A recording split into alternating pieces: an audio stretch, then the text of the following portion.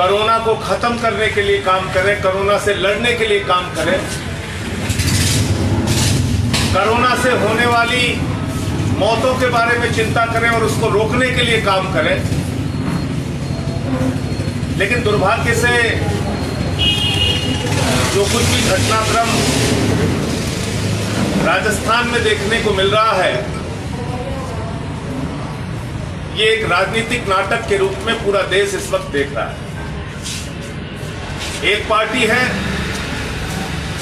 जो इस कोरोना के महासंकट के समय में भी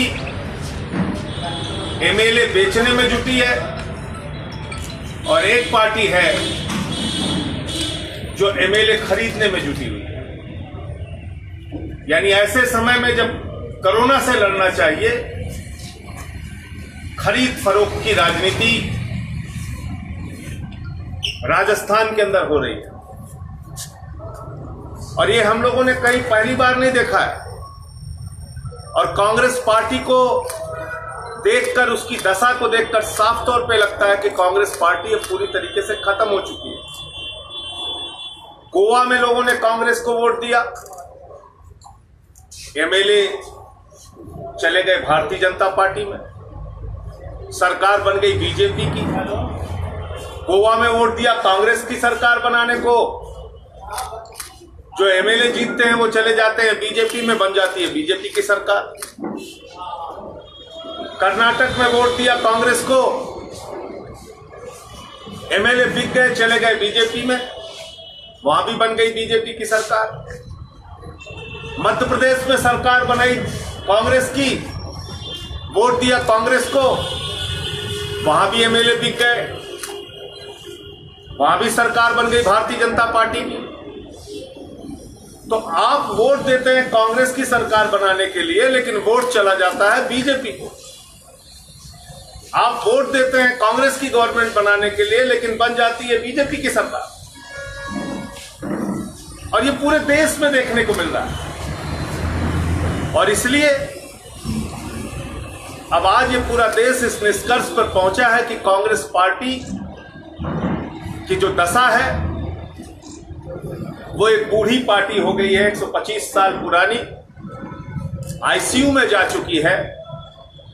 ना उसके लिए कोई वेंटिलेटर काम करेगा, ना कोई दवा काम करेगी। जहां जहां कांग्रेस आ रही है, सरकार तोड़फोड़ करके बीजेपी की बन जा रही है। एक नई पार्टी, एक नई उम्मीद के साथ, युवाओं की पार्टी, एक नई ऊर्जा के साथ दिल्ली में लोगों ने चुनी है आम आदमी पार्टी। अरविंद केजरीवाल को वहां अपना मुख्यमंत्री बनाया, और अरविंद केजरीवाल ने चिकित्सा में, शिक्षा में, बिजली में, पानी में अनुकरणीय काम करके दिखाया, चमत्कार करके दिखाया दिल्ली में। इस कोरोना के संकट से भी हमारी बहुत सारी आलोचना हुई, बहुत सारी बातें दिल्ली सरकार के बारे में कही गई, लेकिन आज वही दिल्ली की सरकार और अरविंद केजरीवाल की सरकार कोरोना से लड़ने में सबसे बेहतरीन सरकार उभरकर सामने आई है, जिसने इस कोरोना के संकट से निपटने के लिए न सिर्फ ऑक्सीजन बेड, वेंटिलेटर का इंतजाम किया, प्लाज्मा थेरेपी जैसी एक नई चिकित्सा विधि को अपनाया वहां लोगों का जीवन बचाने में। दिल्ली कोरोना में इसलिए ज्यादा था, आप सारे लोग जानते हैं, क्योंकि जनवरी से लेकर मार्च तक सबसे ज्यादा फ्लाइट्स वहां पर आई, कोरोना के केसेस बहुत बढ़े, लेकिन आज रिकवरी रेट 80% से ज्यादा दिल्ली के अंदर है। आज पॉजिटिविटी रेट जो 36% के आसपास था, वो लगभग 9-10% के आसपास पहुंच गया। तो इस कोरोना की महामारी से लड़ने में भी अरविंद केजरीवाल ने एक बेहतरीन भूमिका, एक दिल्ली की सरकार ने बेहतरीन भूमिका निभाई है।